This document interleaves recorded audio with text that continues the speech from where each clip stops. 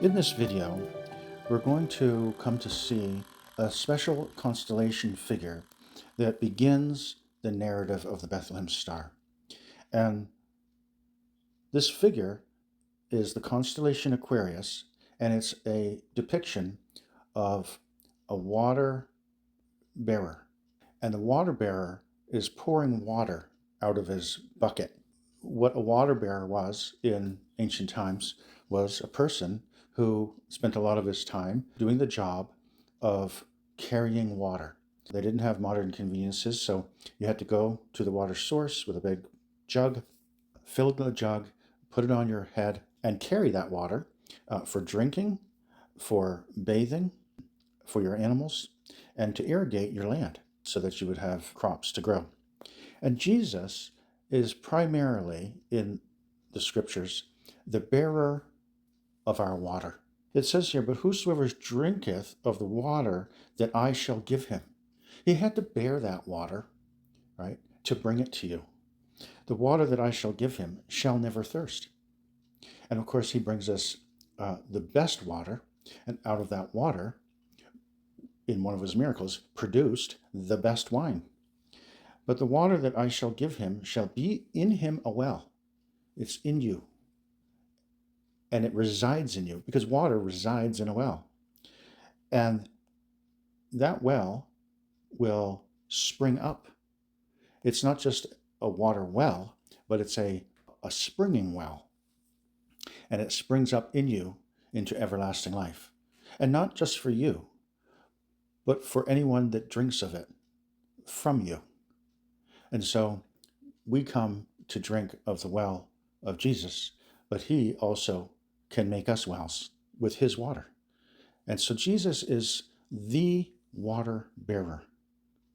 He is the provider of the water of life, and those are his words. One of the things we're going to do in this video, aside from showing the first sign in the Bethlehem Star Narrative, is to also provide some needed background and surveying of the constellations and the planets, just so that there's a general understanding of how biblical our solar system is, especially referring to the main 12 constellations on the ecliptic. There's actually 14, but there's sort of 12 major constellation stops. And our planetary system. Now here you can see 8 planets, but being on Earth, we look out and we see 7. And of course 7 is a prominent biblical number. So it's not a coincidence that there's 7 planets that we see. There's 7 players in the communication and time-telling system, which is our solar system. And then when you actually look at the planets, you're seeing 2 excessively prominent planets, very, very much bigger than all the others. And Jupiter is the largest and is multicolored. And Saturn has rings and has a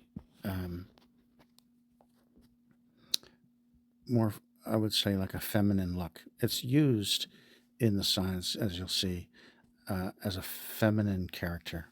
But most of the communication is happening by Mars, Jupiter, and Saturn, and of course the Sun and the Moon.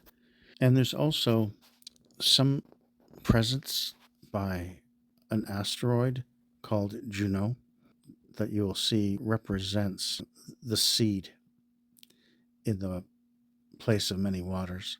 And there's also various comets often seem present, and there's other verses that refer to meteor showers that show up when the verse says they will show up. And so So just so that you can see what the planets are, what their relative sizes look like, how they look cosmetically, and and that's an important thing. The main thing to understand why it's helpful to see the size of Jupiter and Saturn compared to the others is that this narrative refers to a star. Now, the sun reflects off the planets just like it reflects off the moon. And so they look like bright stars. And we're going to come to learn that the star of Bethlehem is a time in which Jupiter and Saturn have come beside each other, called a conjunction. And they do this about 3 times within a human gestation period, that they come close together, um, overlap each other, pass by each other, and are just relatively very close together for a very long time. And so they would appear occasionally, maybe a little bit apart, but then quite often right together. And so that would make them the brightest object in the sky. If these two huge planets come beside each other, they would make something very big and bright in comparison to any other stars, really. Even Jupiter by itself can be excessively bright, is easily seen through thick clouds. So, and you can see why, because you can see the size of them. I want you to notice that this date is Wednesday, March the 12th, 8 BCE. And it sets up the boundary as provided by Balaam. It's the first vision of the constellations that Balaam sees and mentions. So that makes it a beginning point. And then about 2 years later, Jesus is born, because we know you have to have the birth of John the Baptist, and then you have to have a 3-month overlap, so that Jesus is 6 months born after John the Baptist is born. And then you have to have a death of King Herod, which is happening 2 years after Jesus is born. And so God sets up these boundaries. The event of the birth has to happen sometime inside the boundaries. And you'll find, what you're going to end up finding is that this is a March 12th, 8 BCE. Then you're going to find Jesus is born March the 5th, 6 BCE, nearly 2 full years. And then you're going to find that the death of the children in Bethlehem in 4 BC is happening on the fast day with a lunar blood moon eclipse that night. And that's an Adar 13, which happens to be March 13. So you're going from a March 12, 8 BCE, to a March 13, 4 BCE, which makes that time frame exactly 4 years. And that's God's precision and his perfectness. And so now we're going to look at the boundaries in another way with respect to Jupiter in Aquarius. And Jupiter only spends about 1 year on average in each of the 12 constellations stops, so that it takes Jupiter about 12 years to make one orbit of the sun.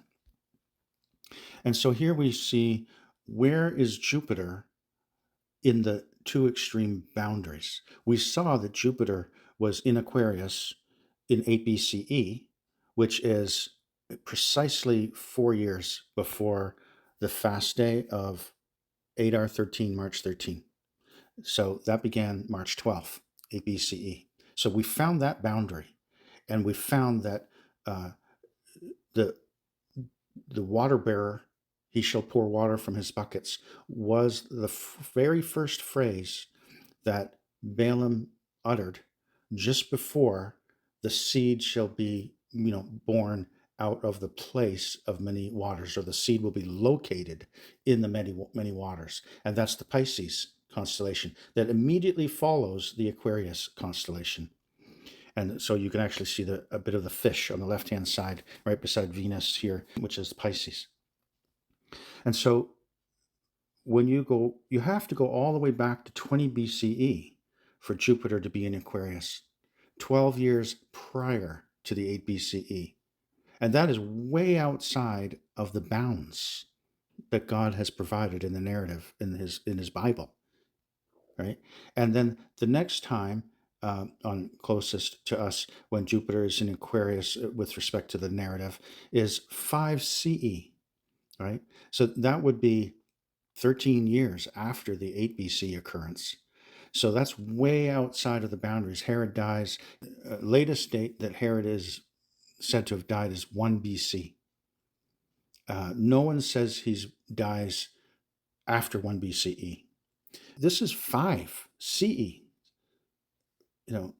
6 years beyond the most erroneous date for Herod's death. So this is way outside the boundaries, right? And so the only possible Jupiter in Aquarius that could be anywhere remotely inside the boundaries is the March 12th APCE. Okay, and this is not the first time, and we know verses like, "This generation shall not pass away, in which until all these things be fulfilled." So God is setting up a boundary, and so if you understand that, then you could actually locate what that boundary date is, and so that is part of how you rule out error, because he gives you boundaries and it enables you to rule away the erroneous things, because whatever it is you have to come up with or that you're discerning has to be inside of the boundary. This generation shall not pass away, right? We know that generation by reason of strength is 80 years, and that starts at a certain time, and so it ends at a certain time, and that ending time becomes it's not the year of the return, but it's a year that bounds it, the return. So if you ever get told the return is beyond on that year or beyond that year, it is wrong, because God already told you the parameter. And so that's what this does. This video covers the first date of the beginning of the celestial events that tell the entire narrative story of the birth of Jesus, providing the date of his birth. And this particular date is March the 12th of 8 BCE. This date has a sign in it, Jupiter in Aquarius, which is mentioned in Numbers chapter 24, verse 7, within the story of Balaam, which also, of course, includes the mention of the star that is representative of the birth of Jesus.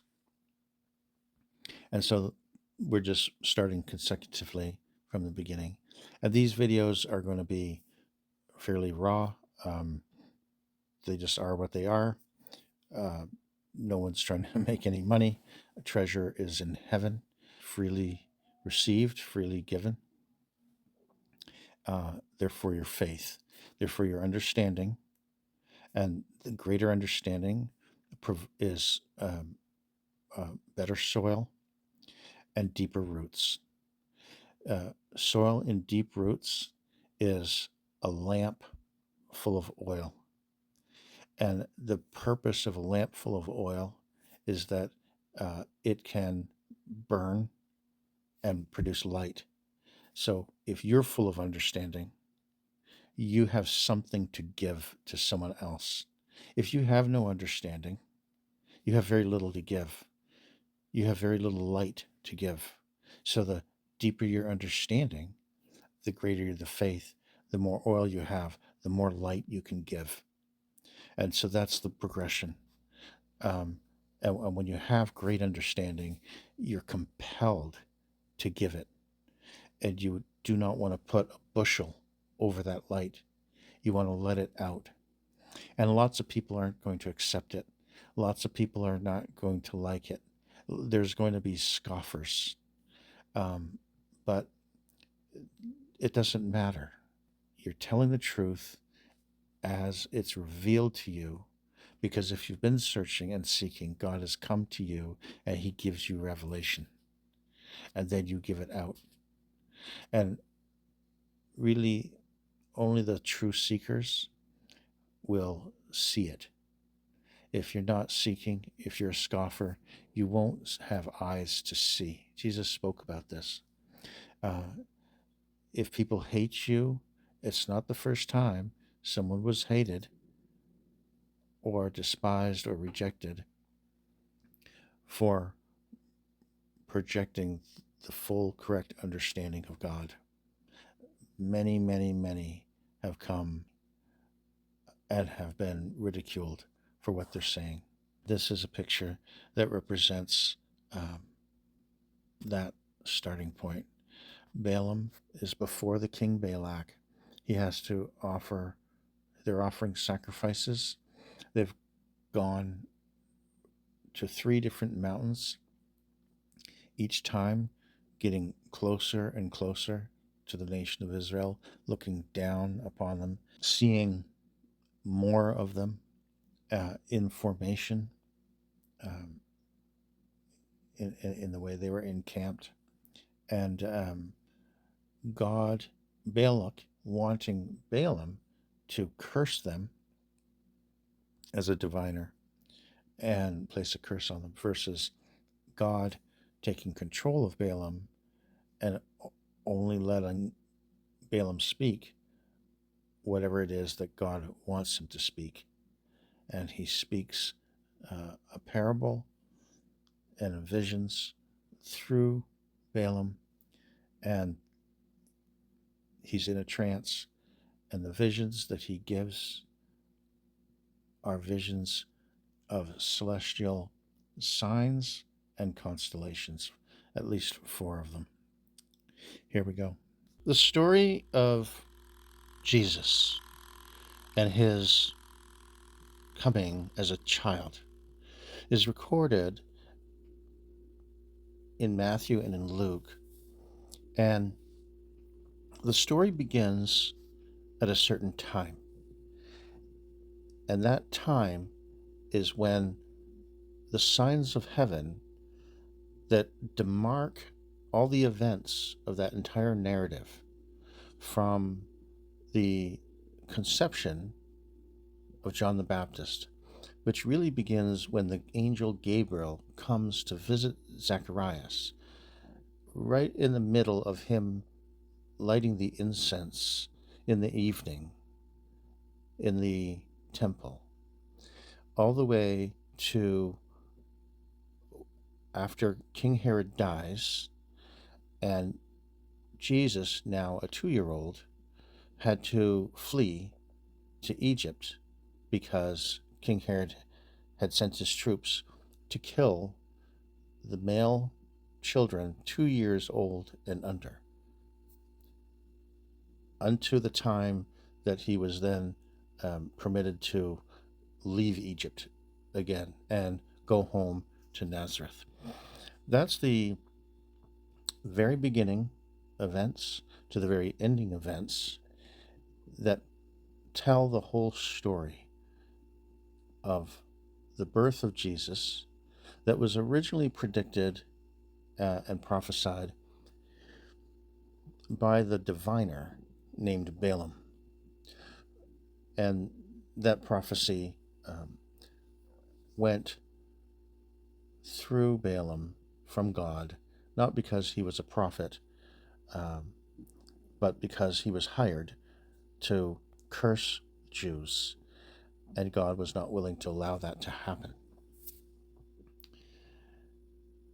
Now, when we get to March the 12th of 7 BC, it's a new moon, and this is the very first day of Nisan 1. It's the very first day of the year. And this is the year in which Zacharias is going to be serving in the temple during his 2 allotted times, his courses.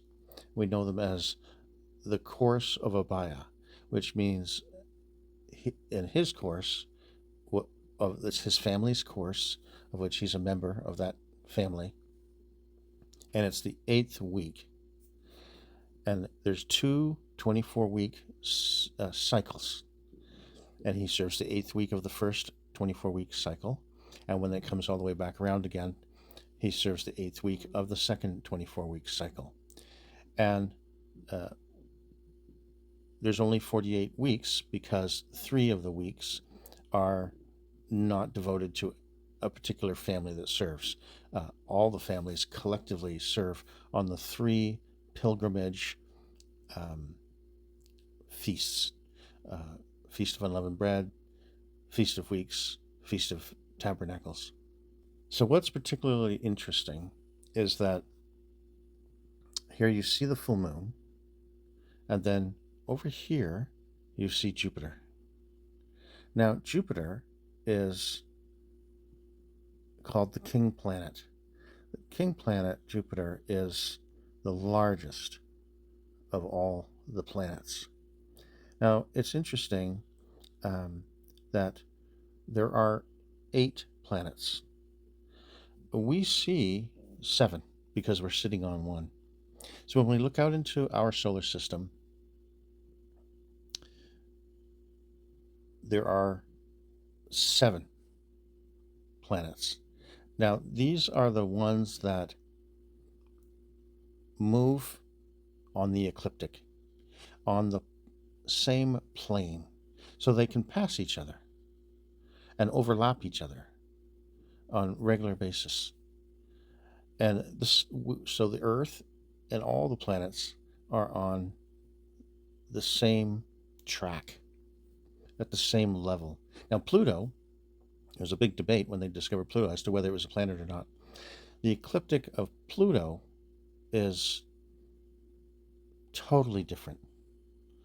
It doesn't follow the same track at all, and would, if you could see it, would very rarely appear as though it's beside or overlapping any of the other planets. That would be very, very rare because it follows a completely different ecliptic. And Jupiter is a very, very colorful planet. It reminds me of the multicolored coat of Joseph. It reminds me of the multicolored curtain that you would go through before you get into the Holy of Holies. It's sort of like that, the outer garment of the Holy of Holies. And the whole temple represented Jesus. But so this Jupiter represents Jesus in the celestial heavens. And so it's important where you see Jupiter. And here we're seeing Jupiter in the constellation Aquarius. And this constellation is a water bearer pouring water from his bucket. You can see that.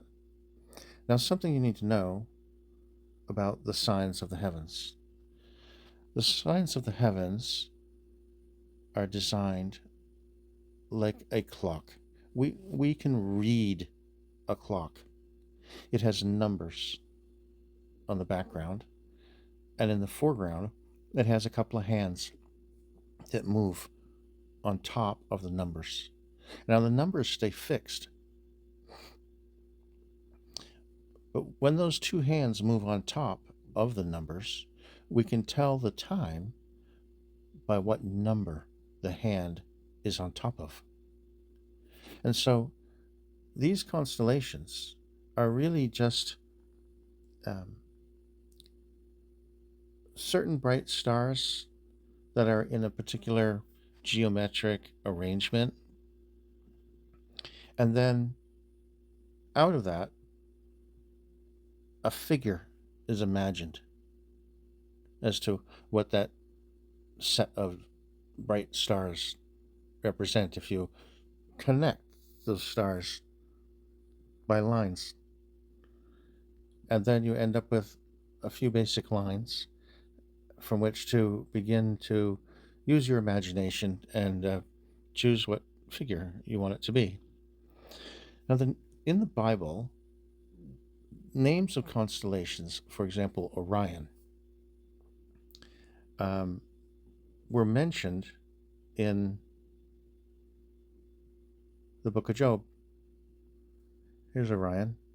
Now, Orion is a very famous constellation because it has these 3 stars that are quite bright that represent its belt. It's one of the easiest ones to pick out. Everyone knows Orion when they see it. And they knew it not only at the time of Job, but even further back than Job. In fact, the names of these constellations and their figures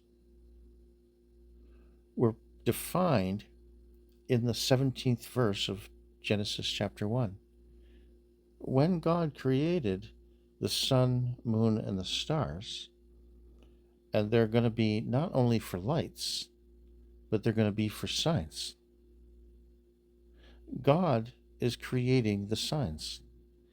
He created these geometric patterns that were then given figures and then given names. And so God gave them the names and he gave them the figures. That's something he handed down to men. And so you can see what the ecliptic looks like. So here's the ecliptic. You see all the movements of all the planets are on the same plane. But if you go over to Pluto, you can see, there it is. The plane of Pluto is completely different. It's on its own plane altogether. It shows that contrast. And so there's the sun is on the ecliptic, and the Earth and Mars and Venus are the two closest to the sun, so that we see them very near the sun all the time. Then there's the Earth, and then there's Mars. Now Mars travels around once every 2 years, 2 Earth years roughly. And then you have Jupiter, the very largest planet, and then you have Saturn, the second largest planet. Now we can see with our own eyes Jupiter and Saturn. So the main players are the ones we can see with a human eye. So that would be Saturn and Jupiter and Mars and Mercury and Venus. But Mercury and Venus are so close to the sun, they appear all the time, which means, in a sense, they chatter, they speak all the time. And so, and they it's like a person who is never quiet. And so they're not very useful for creating a unique sign because they're so close to the sun, they're moving so rapidly. Nothing they do is particularly unique, except for one thing, at least, is in the morning. They're called the morning stars because just before the sun rises, they may rise first. And so you see them very bright in the morning darkness. And so they're called morning stars. And that's a common phrase in the Bible. And you'll find if you look close enough in the Bible, there's a great many references to the stars and the constellations. The Bible speaks of them quite fondly and quite often. So we can take a quick look at the constellations. Now you can see there's a great many. But just before we do that, we're going to look at one passage related to the story of Balaam, in which this Jupiter in Aquarius is mentioned. So here we are in Numbers chapter 24, verse 7. He shall pour the water out of his buckets. There's lots of background to the story of Balaam to look at. But for the moment, we're showing you that he's in a vision, he's in a trance, and God is speaking through him. And one of the visions that he sees and the words that come out of his mouth are these words and this vision. He shall pour the water out of his buckets. And there's another one too. His seed shall be in many waters, which we will get to later. It's a vision of a person, he, pouring water out of his buckets. When you look at the Aquarius, which is there all the time, but now it has Jupiter in it. And so when it says he, well, Aquarius apparently is a he, but there's another he, Jupiter. And so there's two he's. He, Jupiter, because Jupiter is in Aquarius at this time, shall pour water out of his buckets. So even though the Aquarius is the he, and you would normally say, no, it's he Aquarius is pouring water out of his buckets. But Jupiter is the hand of the clock. And Aquarius is like the numbers of the clock. The Aquarius always remains and stays here. But the Jupiter is going to move like the hands of the clock through the constellation. And when the hands of the clock are on top, the 1, for example, you're going to say, the hand of the clock says it's 1 o'clock. The he, Jupiter, says it's time to pour water out of the bucket. Balaam is saying, when you see the water being poured out of his bucket, that Jupiter is speaking, because Jupiter is in Aquarius, so it's Jupiter that is speaking. Jupiter is telling you the time. And the time is when Jupiter is in Aquarius. And this is the beginning of time before another time. And the other time is the time when his seed shall be in many waters. So it's telling you, here's the time to start, so that eventually you'll get to the time where you will see the seed, which is the birth of Jesus, and that's going to take place in the many waters. And so then let's take a look at these constellations and find that next one. Well, immediately after Aquarius, you have the constellation Pisces. And if you first follow the moon, you will follow the ecliptic. And so the moon and the sun and the planets will all travel through the only 12 constellations of the clock, like the 12 numbers on a clock,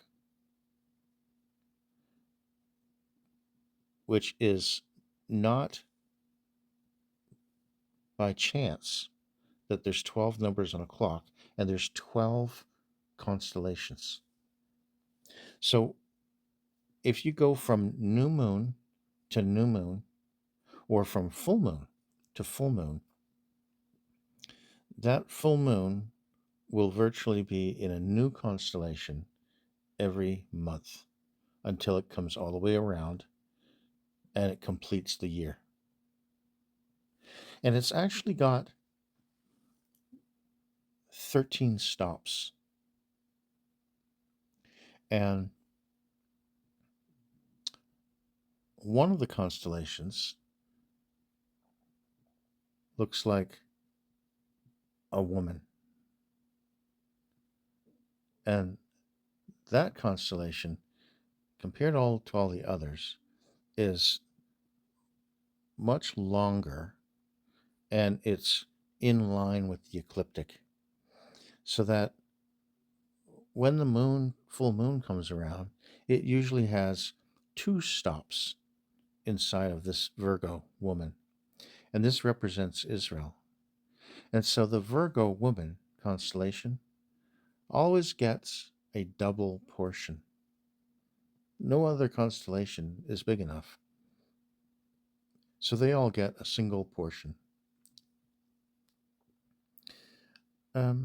We can go to the calendar and we can just pick the next full moon. It's Wednesday, March 26th. And we can just go there and you'll see the full moon. Here it is. So this full moon is here in Virgo. Now, the actual constellations are said to begin in Aries.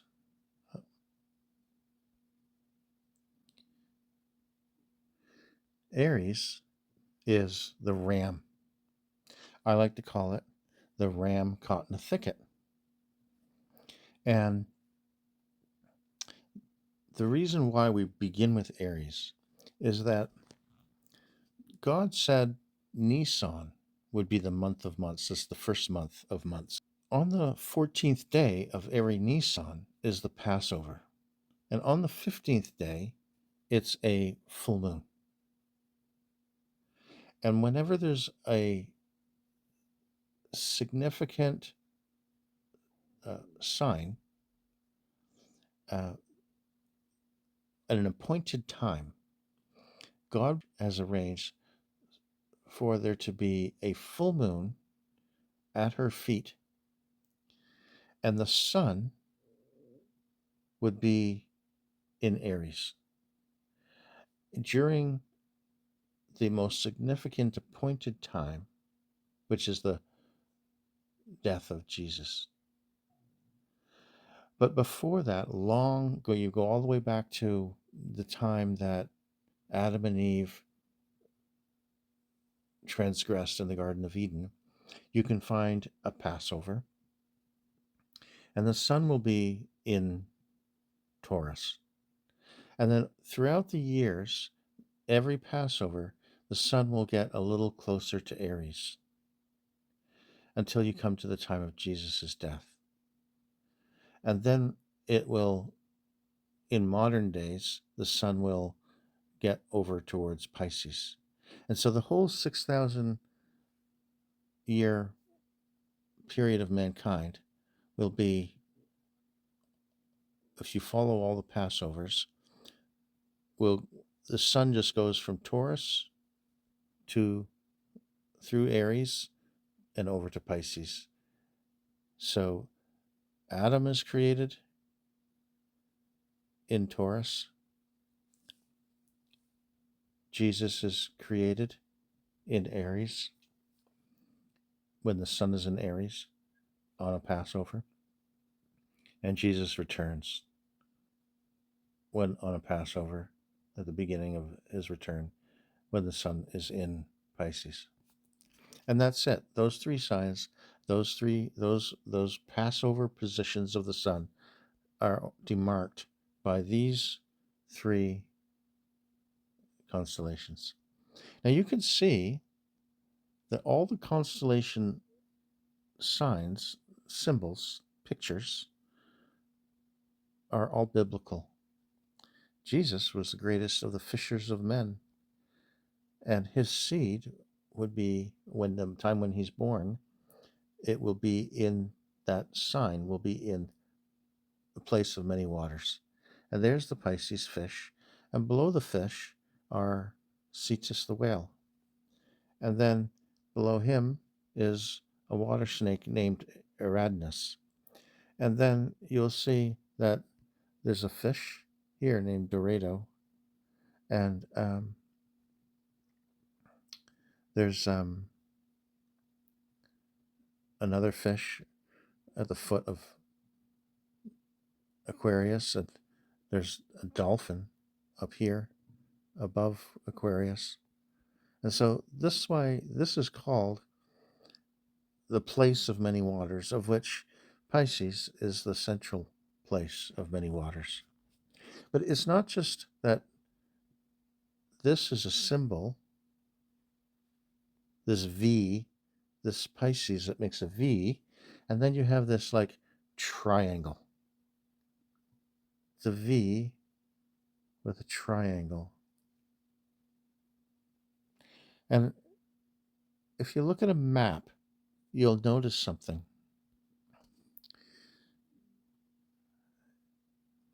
Here you have the nation of Israel. And you have this significant waters. And this piece is called the Gulf of Suez. And this piece is called the Gulf of Aqaba. And you'll see this Nuevo is a beach area that actually is the area where the Israelites crossed. This is the sea and the location where this waterway was parted. And that's another story, but underneath this water, the land rises right at that Nuevo, right across, so that it's just a gentle slope down to about 800 feet.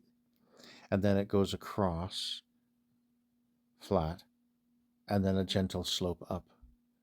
Whereas all the other parts of this sea are very, very, very deep. It's like a land bridge is 800 feet below the surface of this water. And that's where God could part that water, and they had a not too deep land bridge that they could walk right across. But I digress. You can see the V, the Pisces, the nation of Israel, from Aqaba all the way up to the Sea of Galilee and Dead Sea and up to the Sea of Galilee, right, form the extended right-hand side of the V, going all the way up into Israel.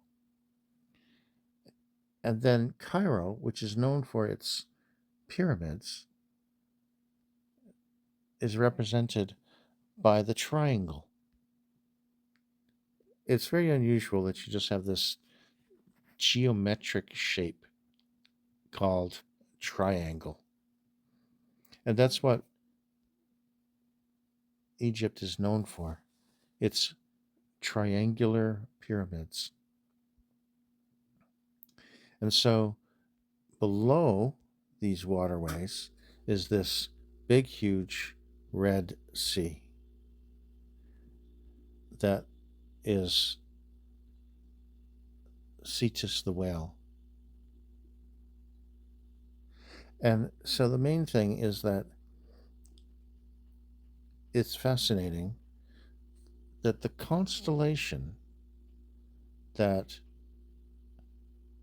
describes the place in which Jesus would be born, the place that is known as the place of many waters,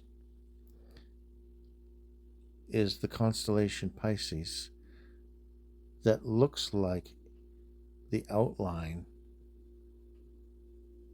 of the location we call Israel.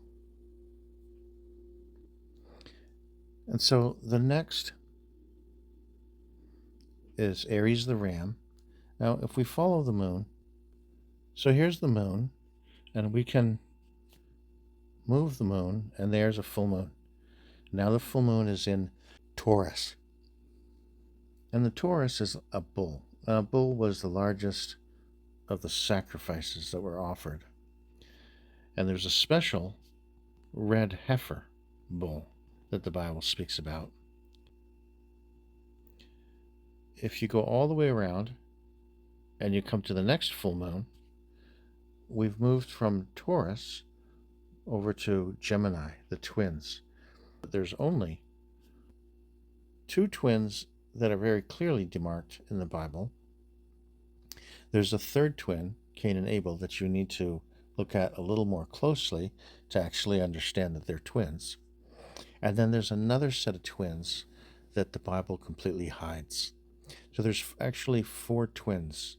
And everything that is of significance to God that he wants to witness to us, he doesn't just provide 2 or 3 witnesses as required in the law of Moses. God will always provide 4 witnesses when we do, in order to make sure his prophetic signs and symbols and messages. So there's 4 twins, and the constellations have twins. And this one on the left is actually described very clearly in Revelations. So we're going to go through again and come around, and you go to the next full moon. And then the next full moon lands you at the next constellation, Cancer. And Cancer, you'd say, well, that's a crab. That's an unclean animal. And the reason why it's an unclean animal is that at several events, like when the temple was destroyed by Babylon, or when the temple was destroyed by the Romans, it's at a time of the year when the sun is in Cancer. And that would be around August. And even the return of Jesus, where it says you'll see him in Matthew 24 as lightning goes from east to west. And it describes an eclipse, the sun and the moon being dark. Well, that eclipse is August the 2nd, where the sun is in Cancer, because the Gogian host is attacking Israel. So anytime there's huge, terrible, terrible things that happen to Israel, they often happen, or there's a clear pattern, that they happen in around August. In fact, the temple that was destroyed by the Babylonians and the time the temple was destroyed by the Romans both happened on the same day, the 9th of Av. And this is the August. And that's why it's an unclean animal, Cancer.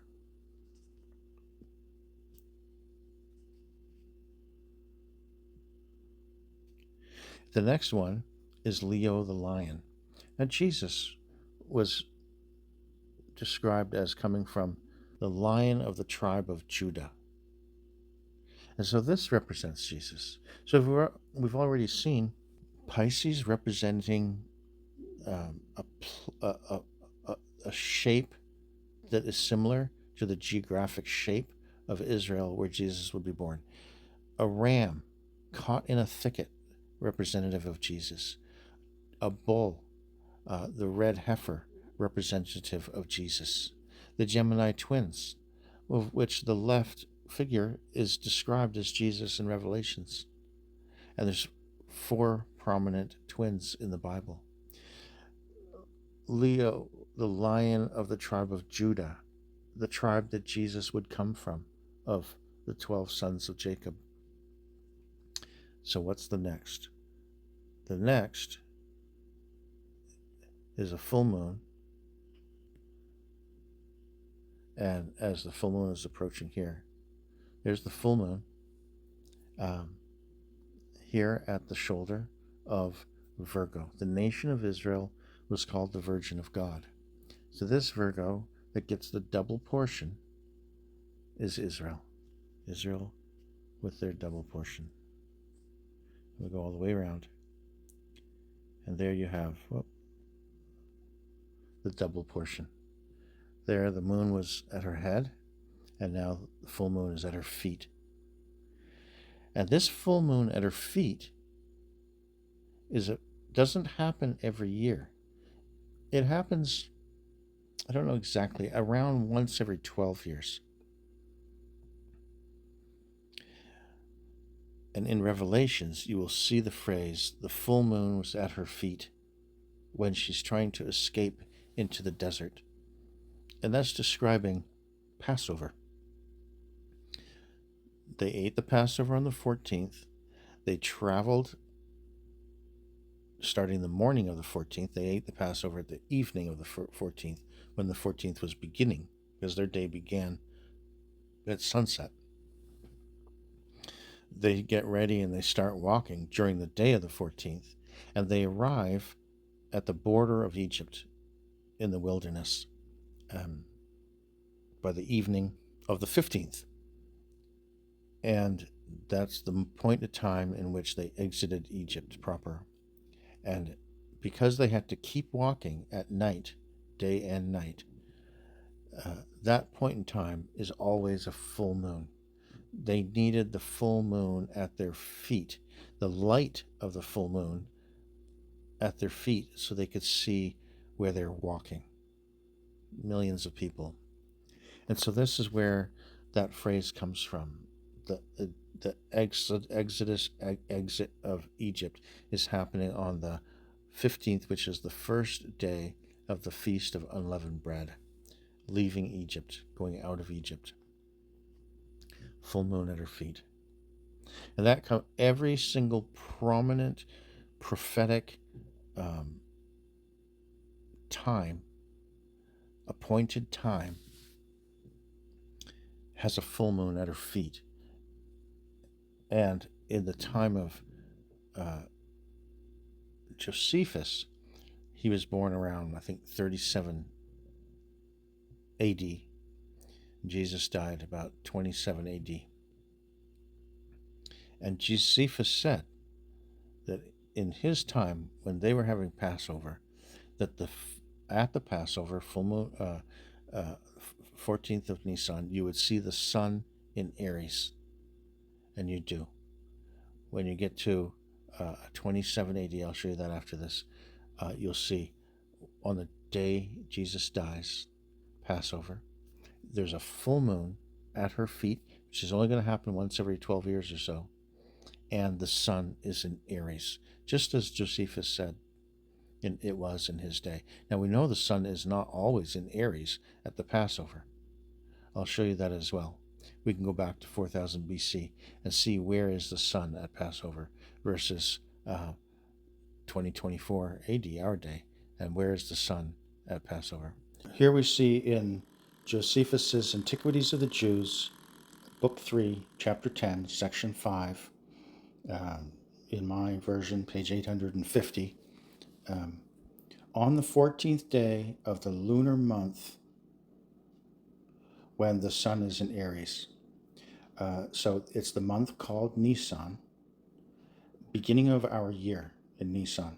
So on the Passover, the 14th day of Nisan, when the sun is in Aries. And so this is a great confirmation of the accuracy of the tools that we're using. This is sunset on April the 9th, Wednesday, 27 AD, when Jesus is put into the tomb, just before the new 15th begins at sunset. And the full moon is at her feet. At this time, I haven't changed the time, it's sunset, 1822, 6:22 p.m. The sun is in Aries. The sun is, in the middle of Aries. When Adam is transgressing in the Garden of Eden, the sun is at the back end of Aries. when Jesus returns, the sun will be at the Passover, always on a Passover, which would be, around somewhere in March, April. You have to find the Passover. You have to find the full moon of the Passover of the 15th, and then go see where the sun is. Okay, so at the transgression Passover, when God is sacrificing the animal for Adam and Eve, it's Passover, and the sun is at the back end of Aries. And when Jesus returns, when his return begins, because it's a process of 7 months, 7 trumpets, but when it begins, it's a Passover. When the 6,000-year mark has completed, the dominion of man has completed, and the dominion of Jesus begins, that's the Passover. You will see the sun is at the head, the end of Aries. So that the entire 6,000-year plan on Passover of every year of the 6,000-year plan, the sun will be somewhere at the end of Aries, and it travels through Aries, the ram caught in the thicket, right? The whole plan, in pictorially, is centered somewhere on Jesus, ram caught in the thicket, which is Jesus on the cross. He cannot get off the cross. They hammer in the nails, and then they bend the tip over, so you can't pull yourself off. It's the ram caught in the thicket, a strong ram, but still not strong enough to pull himself out of the thicket. Does not pull himself off the cross. They taunt him. If you're the Son of God, come down from the cross. It's not that he couldn't get off the cross because the nail ends were folded over, which is true, but he had the power to get himself off the cross with the Holy Spirit power that still remained with him until he breathed out his last. And they taunted him to do it while he had the power to do it. Ram caught in a thicket. And the entire celestial clock with respect to Passovers and where the sun is in those Passovers travels only from the end of Aries to the beginning of Aries. The transgression in the Garden of Eden to the return of Jesus.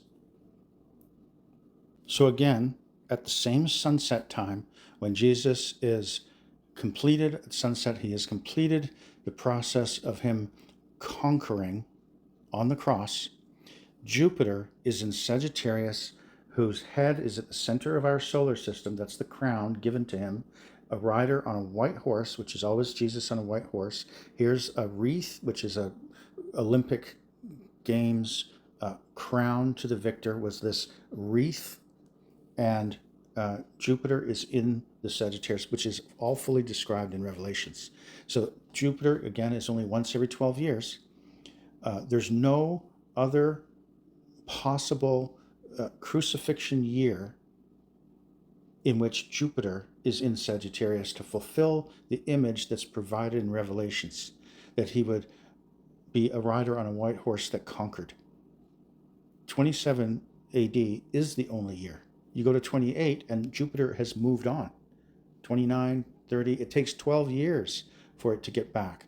We're given by Daniel only 7 last possible years to be the 70th week, of which 27 is the only one that qualifies, because it's the only one in which Jupiter, that represents Jesus, is inside the image of the Sagittarius that we're provided with in Revelations of Jesus conquering, which his only conquering up to this point is him conquering on the cross.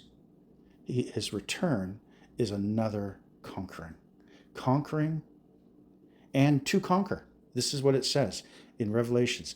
The rider on the white horse comes to conquer, which he did, and to conquer, which he will when he returns as well. So here you see, according to my dates, Adam is 4078 BCE, which in the astronomy application would be 4000 minus 4077. So this is 4077, March 23rd, 1748. And you can see that is sunset, 1748. And what we see is the sun is towards the back end of Aries on this Passover.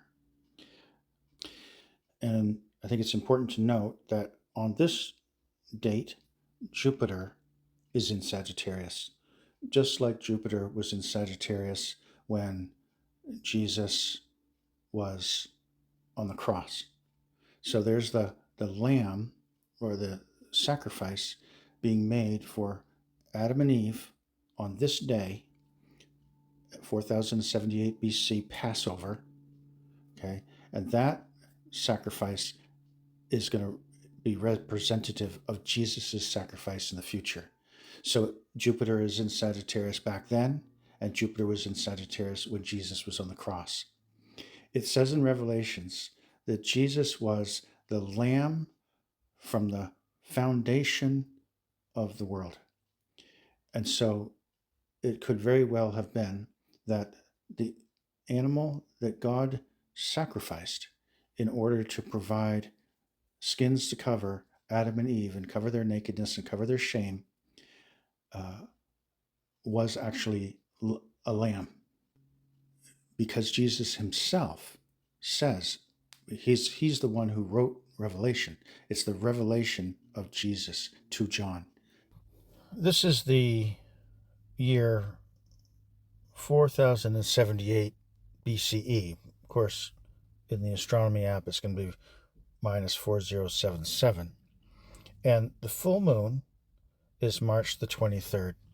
So this is actually pretty much the equinox. This is when the sun is 90 degrees directly above the equator. And here, I think as the full moon is here at her feet.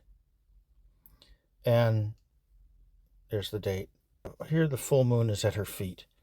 Now normally it's not quite in Libra this much, but I think what we're experiencing here is we're actually going back 6,000 years. And so there's a little bit of error. When you start going back, the modern dates are very accurate. And as you go backwards, a little bit of error can creep in.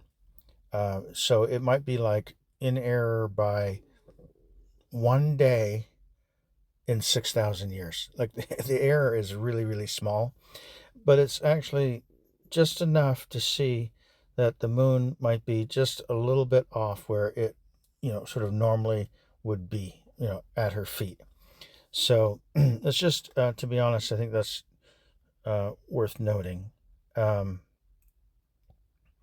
what's important is that you see Jupiter is in the Sagittarius. So this would represent, according to my calculations, the Eden transgression. And it's a Passover. This is a Passover day. Jupiter is in Sagittarius. According to the genealogies, this would be that I have done, which have also clearly confirmed the day Jesus was born, confirmed the day Jesus had died. And those, when you get those dates, they're like a key that unlocks all the other dates. And that's the whole point of mankind being uncertain as to when he was born or when he died. Isn't it very strange that such a popular character, there was no record given? I mean, the New Testament gave a tremendous amount of information about Jesus, yet it didn't adequately specify when he was born. I am able to show you verses that also very clearly determine the same thing, and we'll get to that in another video. But there's many, you have to verify it in many ways, from many different verses, different angles. They all comes to the same date, so it's verified in multiple manners. But then when you get to the sun, here it is. Mars is in Taurus. And it's interesting that the players, Jupiter, Saturn, Mars, are also within the sight here. They're also in close proximity to what's going on. We're looking for Sun at the tail end of Aries, and that's where the 6,000 dominion of man begins. And then when we got to 2027, when Jesus returns, the sun is at the front of Aries at Passover. Only we're talking only about Passover each year. This is where the sun is going to be. Just once a year on the Passover. This is where you'll see the sun, somewhere inside of Aries. And it moves from left of Aries to the right of Aries. And so it's like saying, here's my 6,000. This is, if you had to do a sort of a summary of what God is focused on as with respect to the celestial heavens. This is an interesting way to sum it up.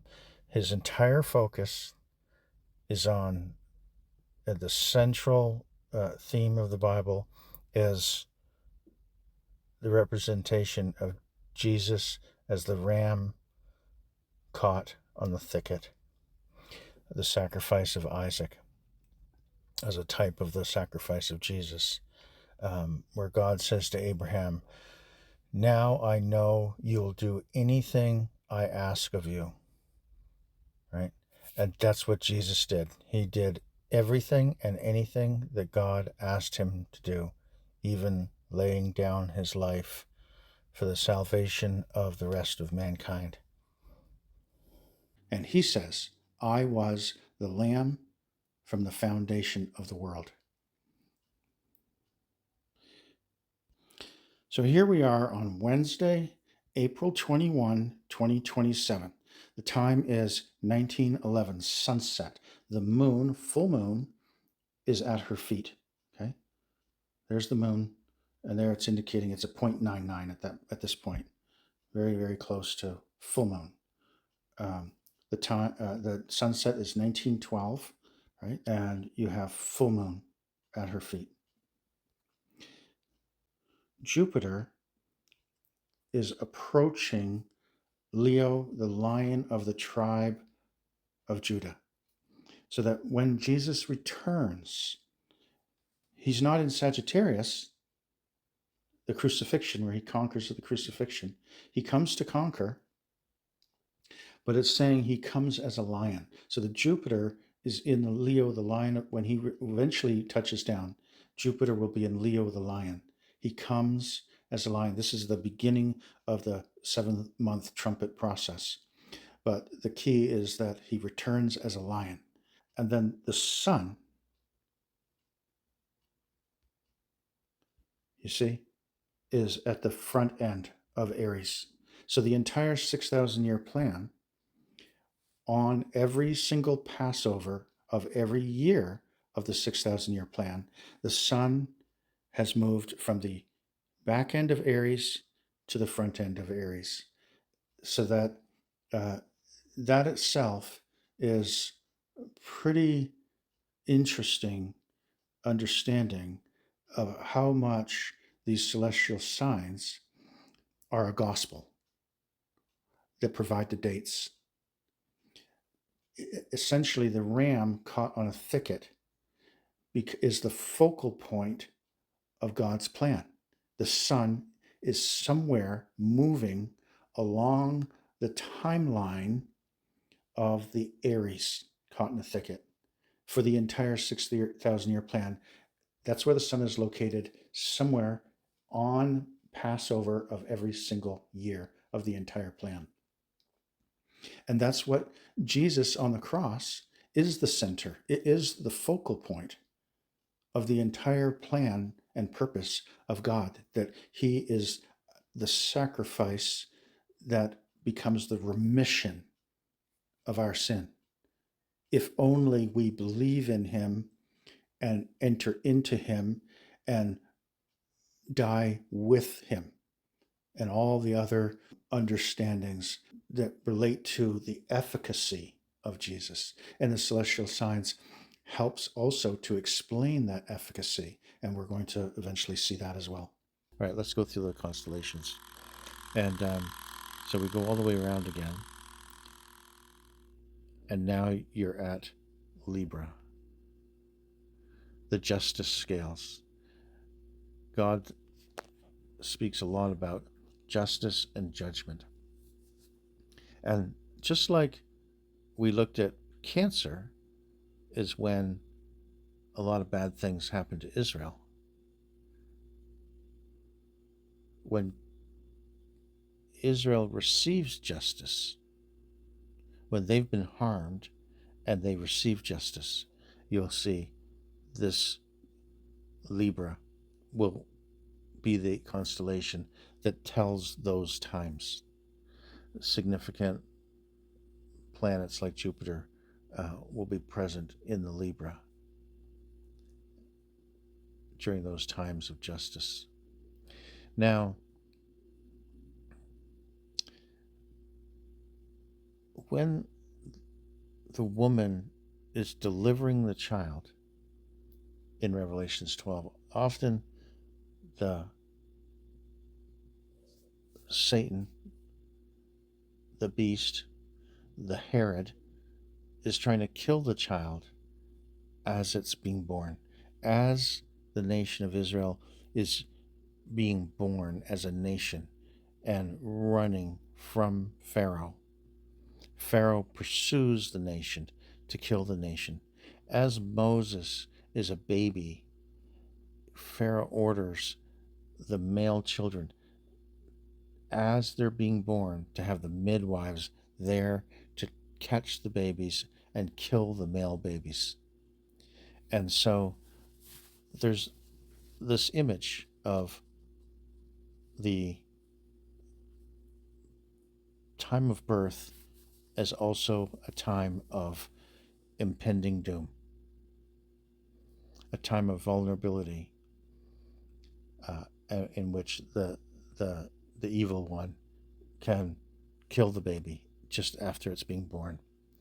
And if we just go back, let's go back when the full moon is at her feet.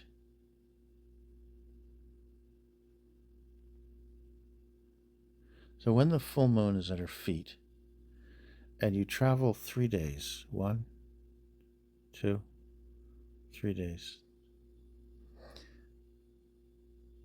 When Jesus was in the grave for 3 days, after those 3 days would have caused the moon to show up at the bottom, at this Ophiuchus, the foot of the Ophiuchus, at the feet of Ophiuchus in 3 days. And this Ophiuchus is a picture of a man, and he's carrying a snake. And then at his feet is Scorpius. And we know there's a famous verse, "O death, where is thy sting?" The sting. So Jesus experienced the sting of death. And so 3 days of experiencing the sting of death. And when you go 3 days from the moon is in this area. And this Ophiuchus is called, right, the serpent bearer, you see, meaning the serpent bearer. Just like there was a water bearer, this is the serpent bearer. And he carries a serpent, and this serpents, it's the only constellation that has an east and a west. It's in 2 sections. We see a middle section of the snake here, but really that's all Ophiuchus. And the 2 sections of the serpents is really just the left piece on the left side of Ophiuchus and the right-hand piece on the right-hand side of Ophiuchus. And So this represents, in Revelations, you'll hear of the beast and the dragon. And here's the beast that's carrying the dragon. A serpent began in the Garden of Eden as a serpent, but as it gets more and more mature and more evil and killing disciples and so on, believers, it becomes a dragon. The serpent evolves into a dragon. And, a serpent has scales, a dragon has scales, right? So you can see how uh, uh, the the dragon and the serpent have very similarities. They both have forked tongues, which is a symbol of lying. In the Bible, in Revelations, it's said that this figure of the beast that has a name, and the name has a number. And if you were to put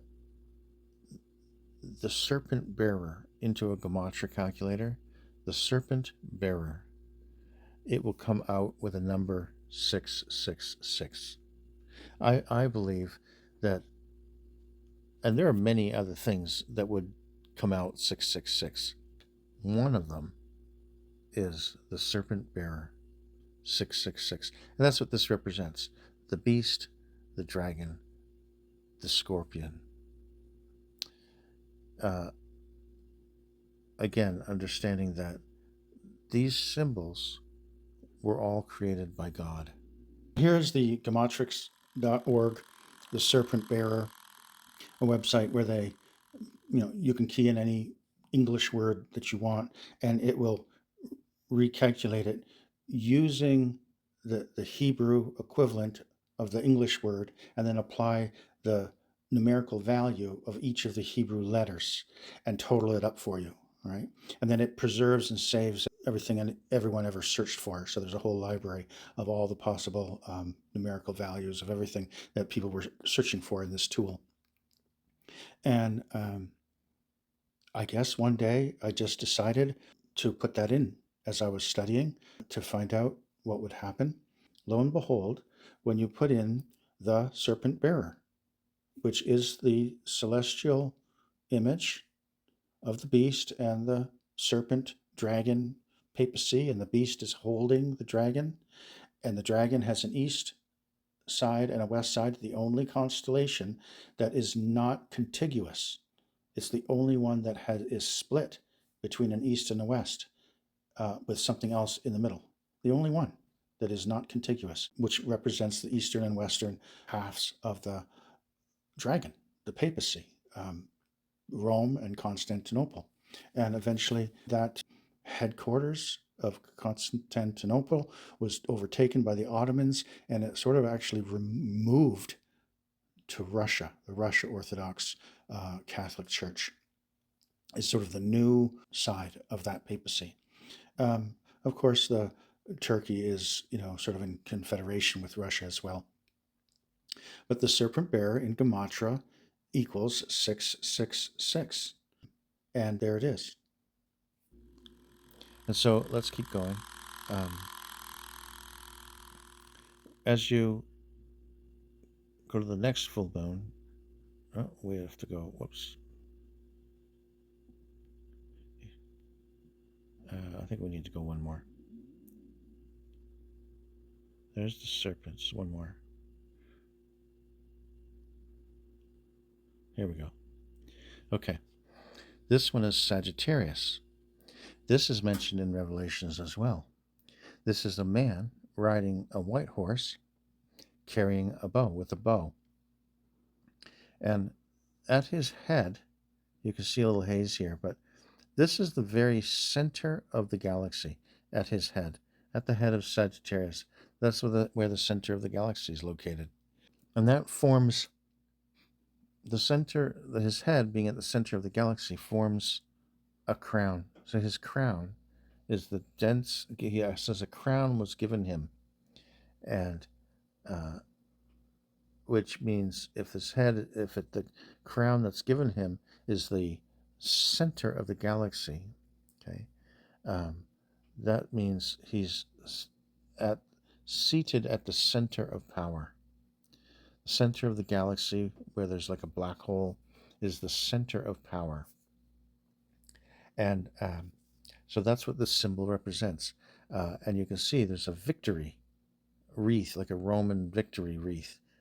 You would be crowned with this wreath in the Olympic Games if you won. So that this constellation is where Jupiter is located when there is a full moon at her feet on the Passover that Jesus conquers by the cross. It says there's a rider of a white horse with a bow, given a crown, who came conquering and to conquer. And that's Jesus conquered on the cross. And when you look at the day he died, that's where Jupiter is, in Sagittarius, with the full moon at her feet, with the sun in Aries.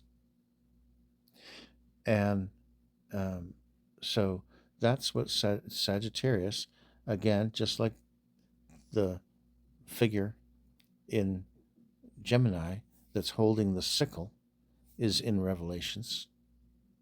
They saw a man, a figure sitting on the cloud, because the twins sit on the Milky Way, right?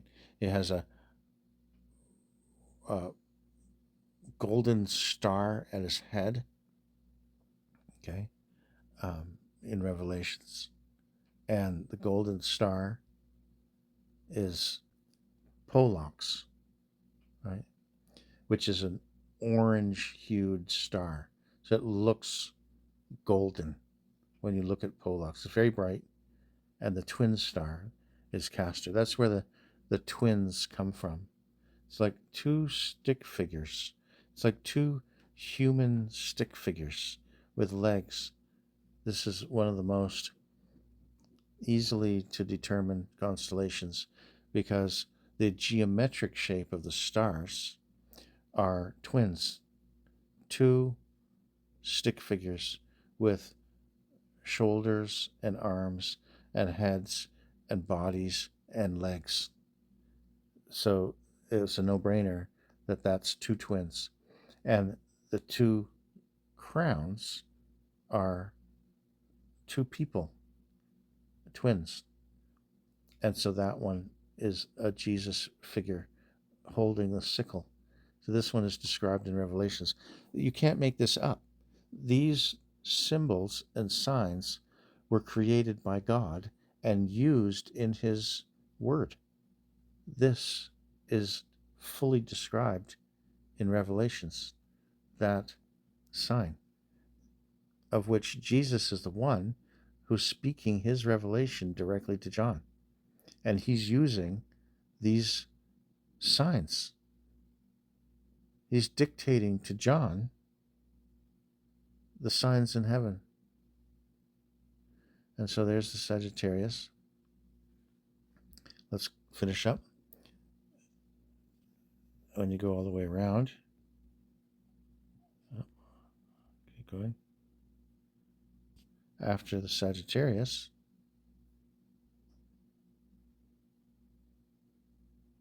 right? We skipped, it's actually this one, Capricornus. Now, Capricornus is part goat and part fish. It's a mystical being. And this one is described in Balaam. Balaam describes, let's go look at that. So you can see Balaam is looking at the nation of Israel in their tents. The Spirit of God came upon him. He takes up this parable. His eyes are open. He falls into a trance with his eyes open. God is speaking through him. God has taken him over by the power of the Holy Spirit. He can only say what God wants him to say. He's looking down at Israel. They're encamped in their formation. by the river Jordan. It's not too far away. They look like gardens beside the riverside. And there's the first constellation, Aquarius. He shall pour water out of his buckets. The second constellation, his seed shall be in many waters. The fourth constellation, brought him forth out of Egypt, as it were, he hath, as it were, the strength of a unicorn. Now, a unicorn is a mythical being, just like Capricornus. And so the mythical being relates to the strength of Israel. The strength of Israel is often comes to the fore when it's doing battle with its enemies. Its enemies are always way stronger than Israel, yet Israel overcomes its enemies. David overcame Goliath, and that's what that story is all about.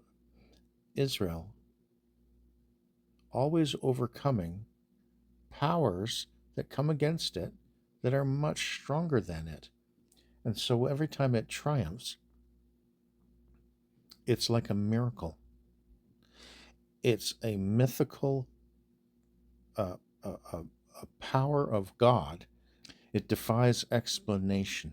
A mythical being is something that defies explanation, something that does not come from within this world.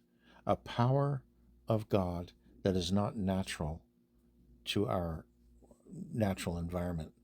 A miracle. That's what we call a miracle. Miracles defy the laws of physics, but a miracle obeys a power and a law that is not natural to anything inside our universe. And that's what happens to Israel. They succeed with the help of power outside of the laws of physics, the laws of nature. And so that's the strength they have of a unicorn, is strength that comes miraculously from God. And so Balaam describes Capricornus. And so when we look for signs, we look for what is in unicorn at that time that's describing the event in the Bible. And here's the fourth. He couched, he lay down as a lion, and as a great lion, who shall stir him up? And we saw that one of the signs, one of the constellations, is Leo the lion. And so God always provides 4 witnesses, and these are the 4 witnesses: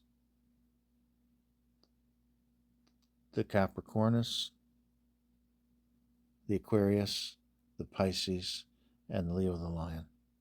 4 witnesses that God named the constellations, and he's using them all and pointing us to go look at them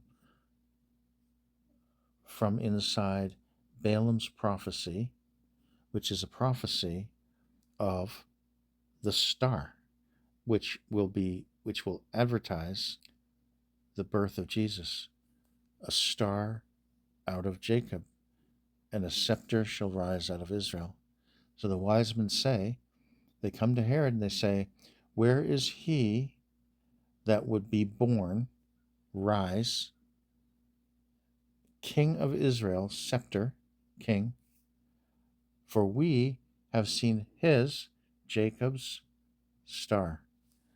Jacob is the young man whose name was turned to Israel, which is the older, mature man. So the star is the young Jacob, a star out of Jacob, and a scepter when he becomes a king, when he becomes mature, he's the king of Israel. Where is he that was born king of Israel? For we have seen his star. What the wise men are saying to King Herod is coming out of this verse that prophesied a star event that would signal the birth of Jesus.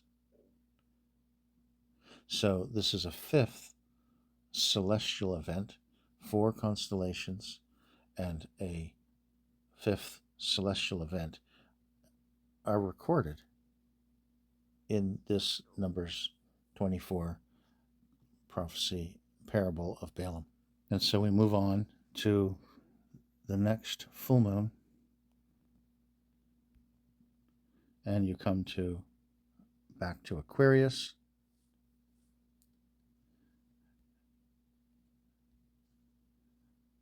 He shall pour water out of his buckets. And now you're back to Pisces. His seed shall be in many waters. And then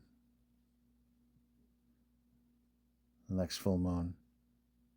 So 14 constellations, but there's 13 stops.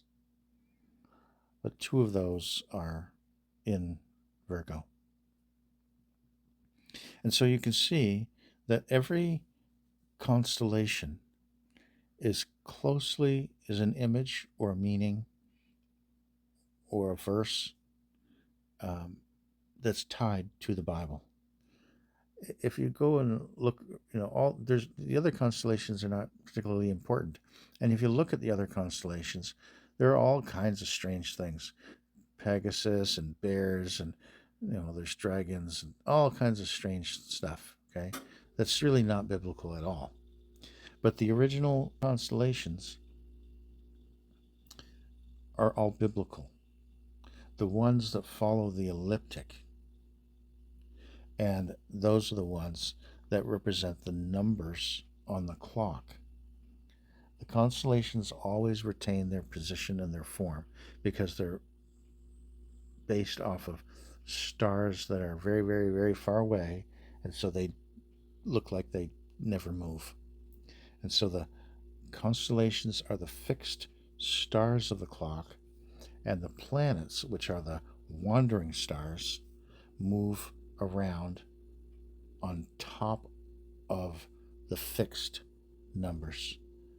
And because of that, God can use them to tell us time.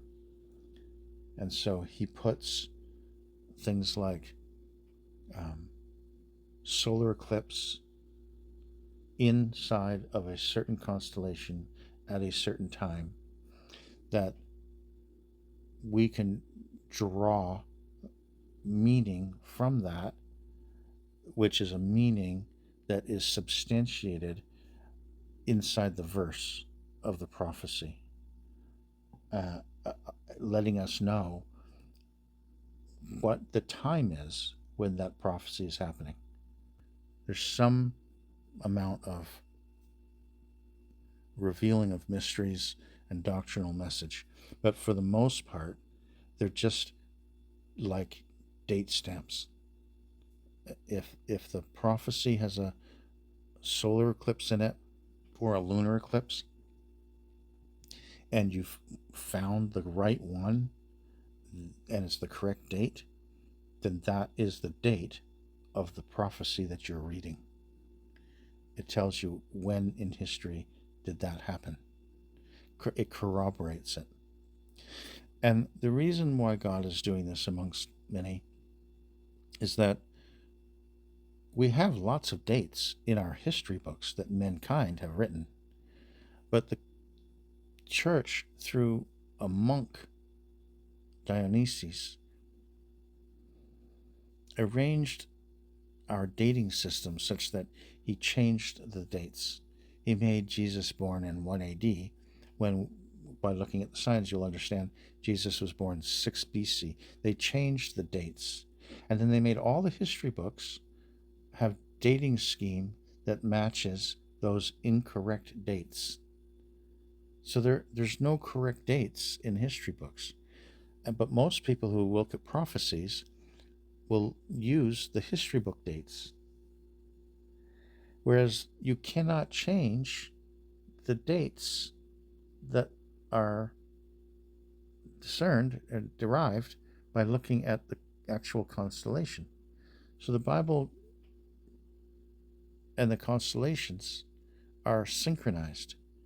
And so we get our dates the constellations, which are the correct dates.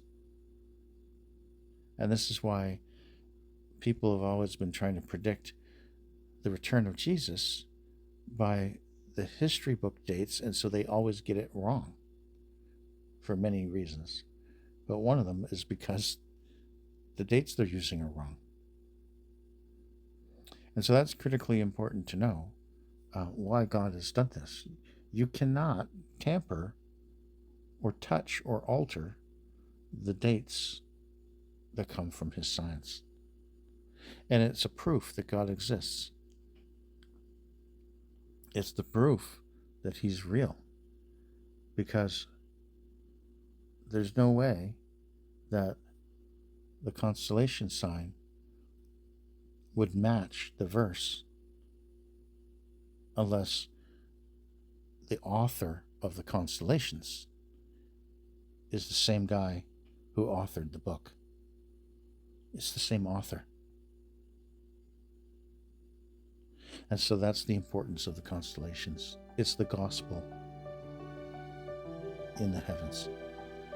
It's just that important.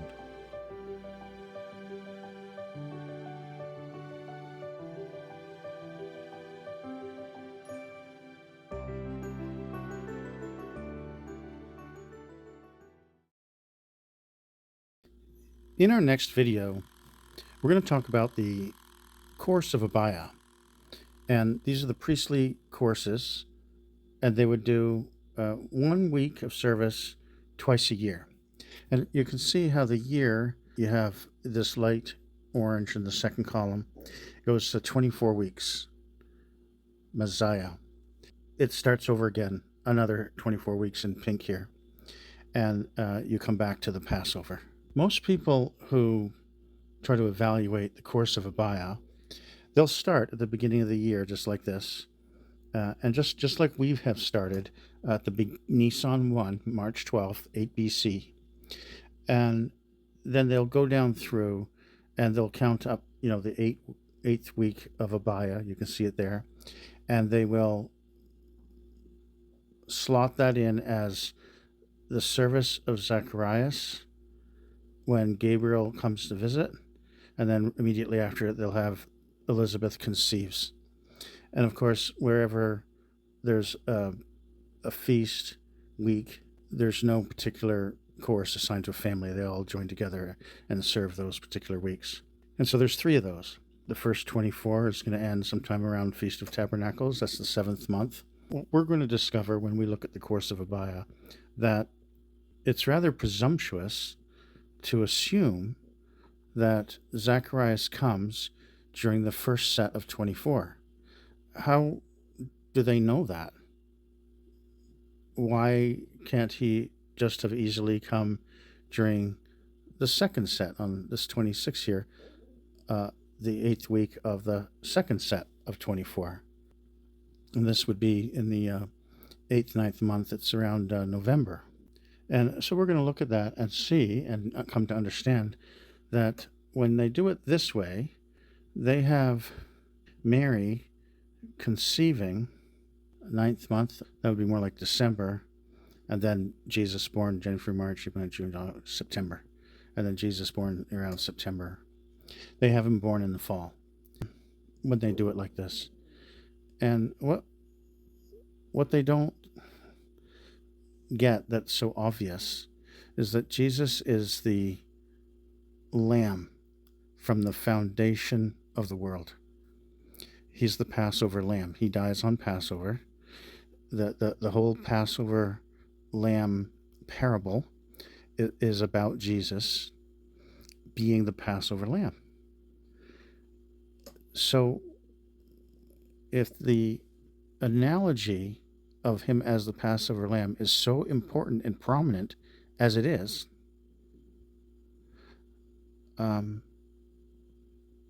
why would he be born in the fall? Because anyone who lives in Israel knows that lambs and goats, and at the Passover you could offer up a lamb or a goat, but lambs and goats are seasonal breeders. When the sunlight starts to reduce in the fall, it triggers them to start breeding mid-September to end of October or so. And they have a 5-month gestation period. So if the conception of a lamb is in September, you have October, November, December, January, February, and they're going to birth in early March. So it's a range somewhere between middle of February to the end of March. Lambs are born. That's the only time they ever breed is September, October. Therefore, the only time that they ever get born is February, March. So Jesus has to be born, February, March, because he is the lamb. The Passover lamb has to be of the first year, just over the first year. And of course, if lambs are always born February, March, the following year, they're available for the Passover as Passover lambs at around 1 year and 2 weeks to about 1 year and 2 months old by the time they're killed for Passover. So just over a year, because they're always born in the spring. So of course, Jesus has to be born in the spring. He could never be born in the fall and fulfill the requirements of the analogy and the parable, which is the Passover lamb. And so we're going to look at the details of the course of Abia.